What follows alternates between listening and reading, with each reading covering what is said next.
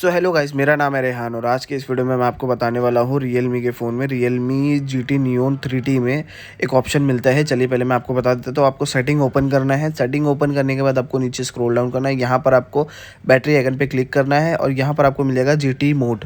इस पर आपको क्लिक करना है और यहाँ पर देखिए लिखे है stable, smooth and battery efficient.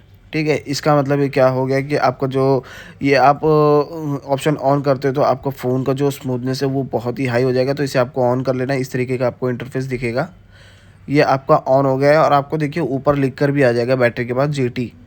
तो इससे क्या है गाइस, आप अगर गेम वगैरह कुछ खेलते हैं या यूज़ करते हैं, मल्टीटास्किंग करते हैं, तो इसमें आपका बहुत ही स्मूथ चलेगा। आप एक्सपेक्ट नहीं कर पाओगे कि ये सेटिंग आप ऑन करके एक बार चेक कर लीजिए। So thank for watching my video guys, please like and subscribe. Thank you.